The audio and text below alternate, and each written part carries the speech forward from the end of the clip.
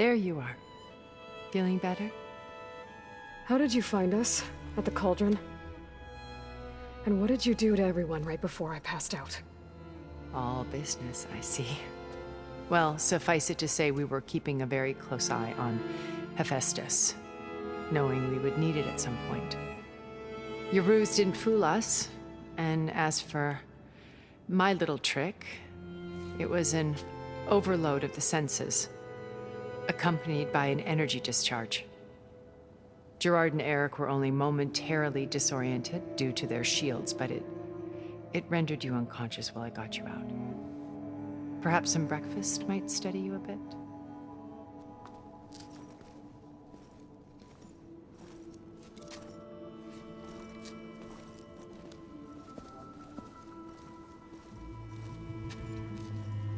This was your house.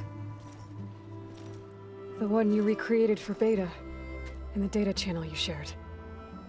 How perceptive of you. Please, this way.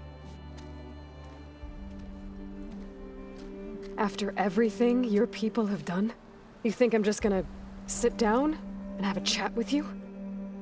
They're not my people. They never were, and especially not now.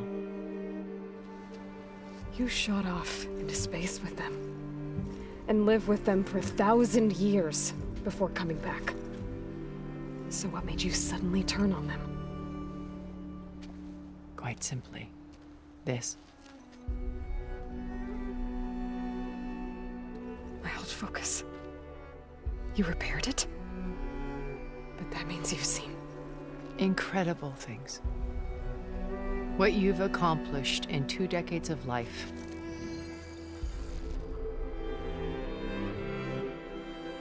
A 1,000 years at my back and I haven't even come close.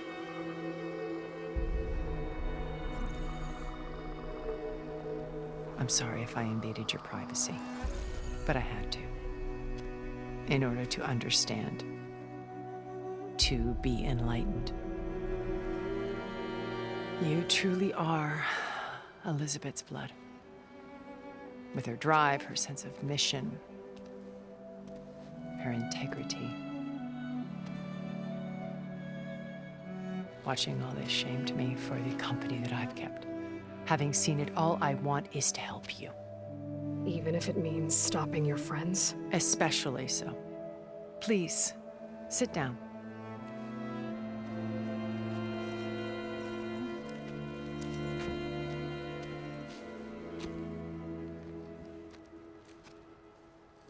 There.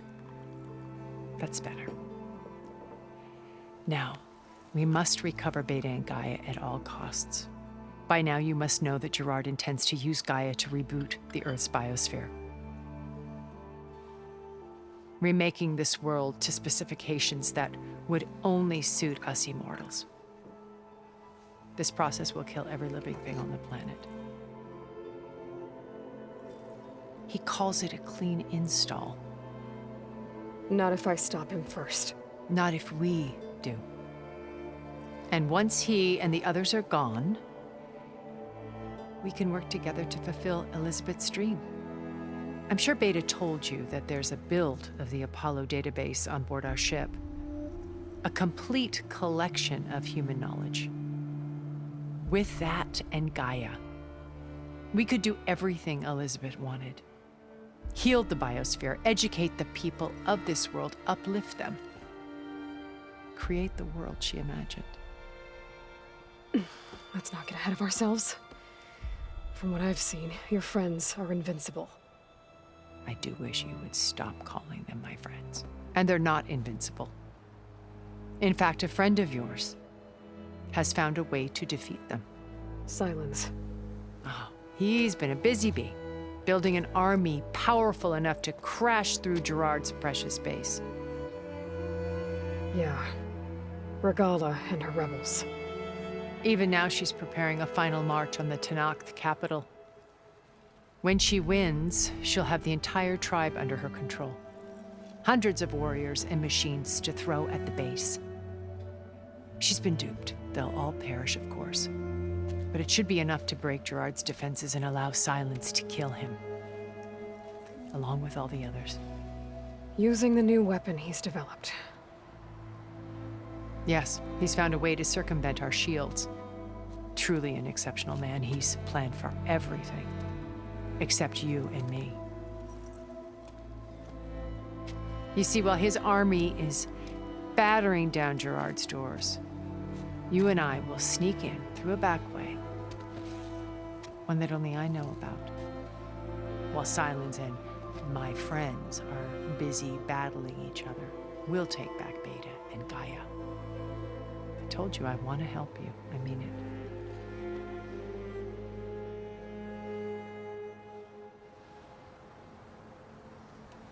You said Beta is not in urgent danger, so what are the Zeniths doing to her? Putting her to work. Merging Hephaestus with Gaia.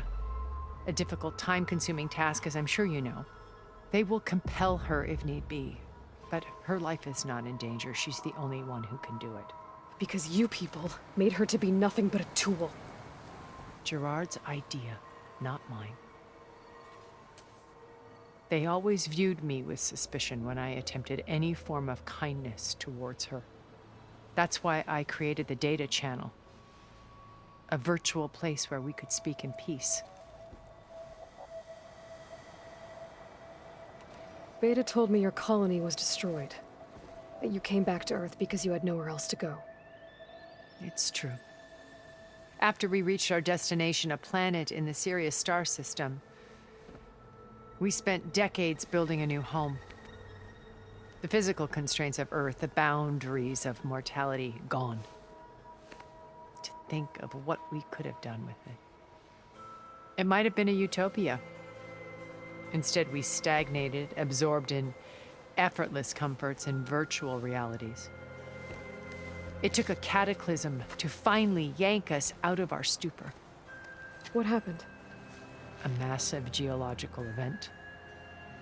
We knew of instabilities in the planet core, but we underestimated them. By the time the collapse was upon us, it was too late to stop it. Only a few of us made it to the ship in time. We set course for Earth, the only safe harbor left to us. Which you decided to make unsafe for anyone else. Not me. Gerard. He believes it's better to wipe the canvas clean than work around the smudges. No more primitive tribes, no more combat machines, only a blank slate to do with as he pleases. But we will stop him. All we have to do is get into that base.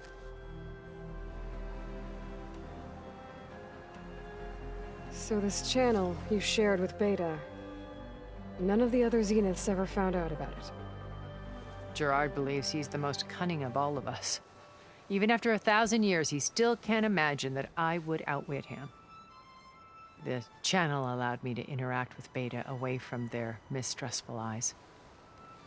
It offered us a chance to be ourselves. Until you cut off all contact. Yes, though it pained me. I was worried that our meetings would do her more harm than good. Well, she felt like you tossed her aside. I was afraid the others would find out and punish her. She may not have had the comforts of friendship anymore, but at least I ensured she was safe. I know it seems harsh, but you must believe that her well-being has always been paramount to me. Why did you make the data channel look like this place? I built this house as a shelter to weather any storm. A safe place. Not just for me, but for the art stored below. Cultural artifacts of incalculable value. Truly some of the greatest achievements of human civilization. And you wanted Beta to see them? Yes. Her upbringing was so cold and technical. I thought if she could experience Vermeer and Rembrandt, it would bring something else into her life. A heritage every bit as valuable as the scientific and technical data being drummed into her. I'm sorry I had to cut off contact, but I'll never regret sharing this house with her. She needed its shelter even more than I did. What exactly is your plan to sneak into the Zenith base? We will make use of a lesson I learned from an early age. Always know your exits. In this case, a place where Gerard's new construction meets the ancient foundation, a passage that only I can access. When Silence flings his army at the base, we will enter through this back door, bypassing most of the fighting. The distraction will provide us with a window in which to rescue Beta and Gaia. How do you know about Silence's plan? He isn't the only one adept at spyware. You hacked his focus? No, he's too careful for that. But his subordinates? Not so much. He gave additional focuses to the tribals he branded the Sons of Prometheus. The ones working with Regalla. By tapping their focuses, I learned about most of his dealings. The distribution of override technology, the arming of Tanakh rebels, and the secret pact with Regalla to attack Gerard's base. But how did he come up with a weapon that can take down your shields? That's the one thing I haven't been able to figure out, but however he did it, I'm quite certain it will work. With it and the Tanakh army, victory seems to be within his grasp. Such a shame he'll be disappointed. My old focus. How did you find it, let alone repair it? When we encountered you at the Hades Proving Lab, Gerard saw you as a redundancy. I knew better. You were a revelation. After your dramatic escape, bravo, by the way. Gerard and Eric assumed you were dead and gave up the hunt. I wasn't so sure. When the others were busy, I returned to the lab and searched for any trace of you. That's when I found this little treasure.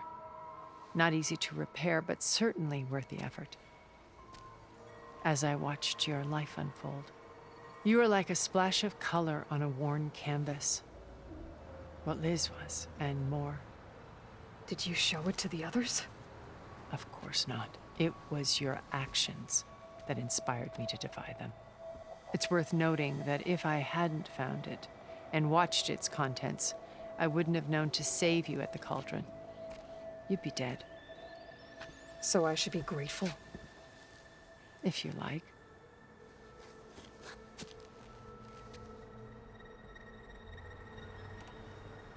So you knew Elizabeth. What was she like? Liz was everything she was. I see in you. And more. Your ingenuity, your determination, your moral compass. You've managed to distill her greatest qualities and make them your own. I'm not asking about me. Tell me about Elizabeth. What was she really like? The honest answer is that I don't actually know. For all the time that I spent with her, she always kept a part of herself locked away. It was like that from the moment we met. So when you met Elizabeth, she was what? Distant? Aloof? Not aloof. Not exactly. It was a summit in Paris about machine learning, a touchy subject in those days, because regulatory authorities were just starting to clamp down on AIs. Liz gave the keynote address. She had already achieved great renown for her work in automated environmental reclamation. But in her address, she was just starting to imagine the next step, an AI-driven system that wouldn't just act on its programming, but actually take responsibility for its sphere of influence. To care about life. Not just follow orders. Revolutionary stuff. I was fascinated. And I wanted to meet her for a long time. I watched her after her talk. She had spoken with such moral authority, such empathy. But after that, she retreated. I could tell she felt uncomfortable with all of her admirers. It was as if giving the talk had cost her something. I didn't want to be a pest, so I planned my approach carefully. So how did you finally approach Elizabeth after her talk? I picked the right moment. The morning of the next day, right as she came back to the conference, she had just had her coffee. She was fresh, rested. It was like she had braced herself for the onslaught of colleagues. I asked if I could walk with her, then put forth a question about her talk that I thought was intelligent. Her answer made me realize it wasn't, but she was very welcoming, almost as if we were previously acquainted. It was only halfway through the conversation that I realized she knew exactly who I was. It was quite a shock to me. My business was trafficking in secrets, and I took great pains to protect my anonymity. So that was Liz, perpetually one step ahead. I came to view our meeting as a metaphor for our friendship. She always seemed to know me far better than I knew her. I guess I know the feeling.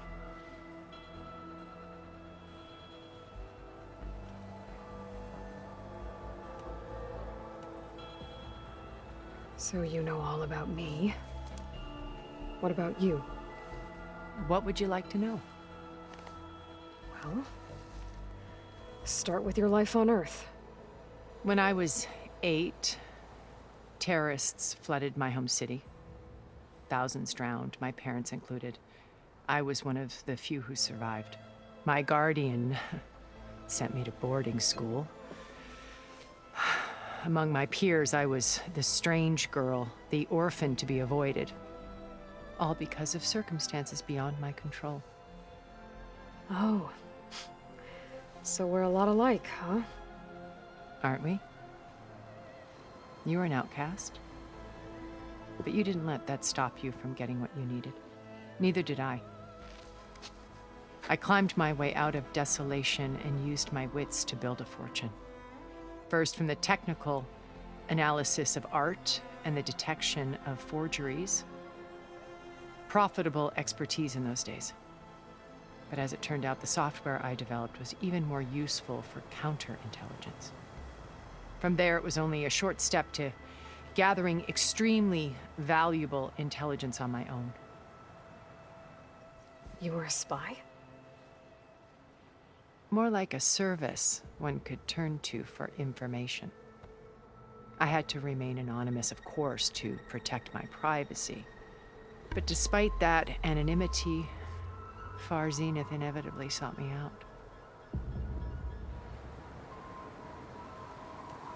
What happened when Far Zenith approached you? They painted an irresistible vision of humanity's future. One where we need not fear illness or death, where we explored the furthest reaches of the stars and thrived. It was only later that I realized that they only intended to bequeath this future to the rich and powerful. By the time I finally figured it out, the walls were closing in, Pharaoh's machines were devouring the earth. So I accepted Far Zenith's invitation to a berth on the Odyssey. I wanted Liz to come, but she had nobler plans, as you well know.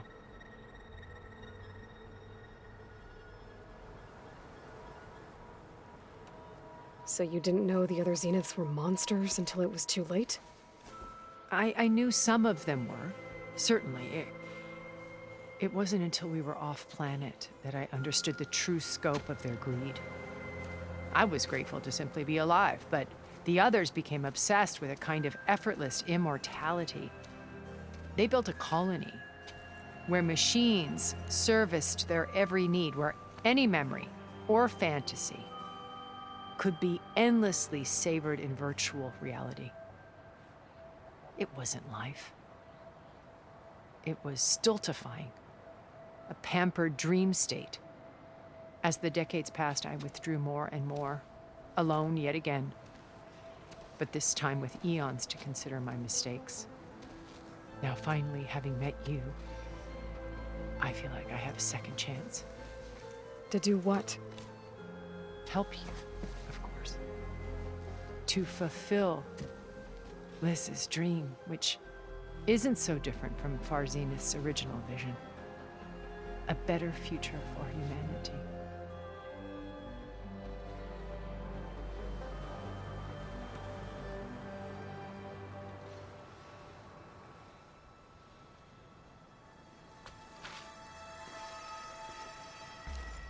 First Varl. Now Hekarro and the Tenakth. Your plan would wipe out an entire tribe. There has to be another way. We are in an admittedly desperate situation, but I assure you there isn't. Remember Zero Dawn. Elizabeth's sacrifice. Sometimes many have to die for a new world to grow. If it looks impossible, look deeper. Wait. The data channel. It still exists, doesn't it? I need you to open it. Let me talk to Beta.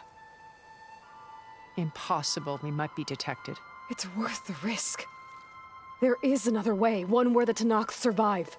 But we won't. If the others... If you want to help, open it.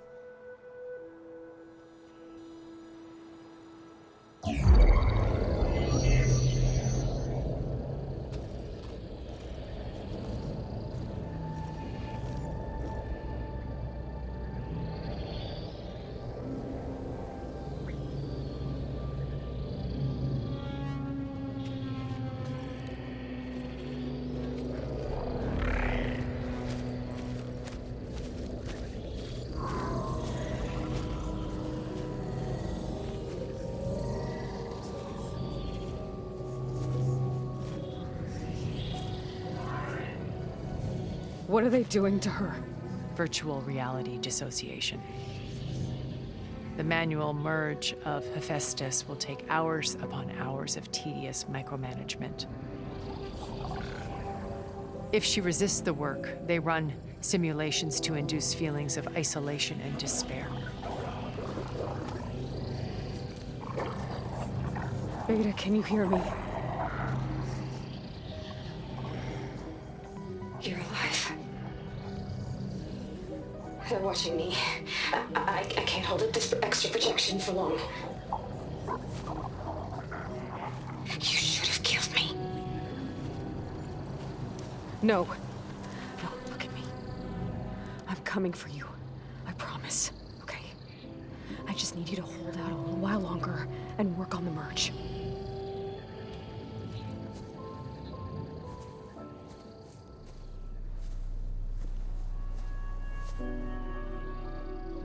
Then I think it can be done. I'll contact again when it's time. Can you hold on? As long as I know you're coming for me, I can endure anything.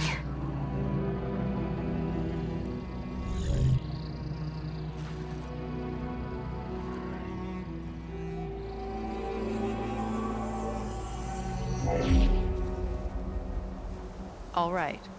I did as you asked. Now I think you need to tell me what you're planning. I'm going to take Sylens' army away.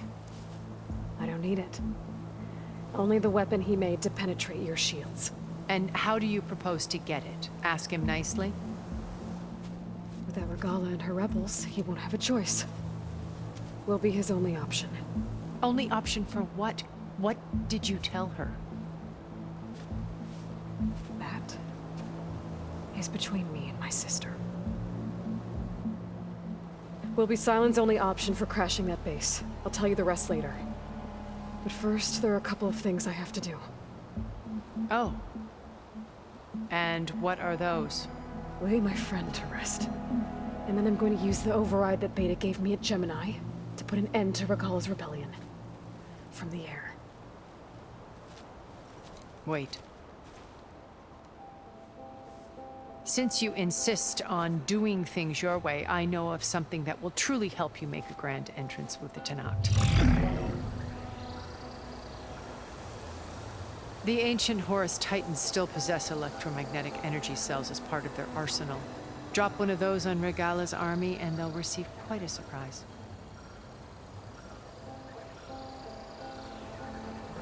So go, do what you must. I'll come to your base if you manage to bring Sylens to the table.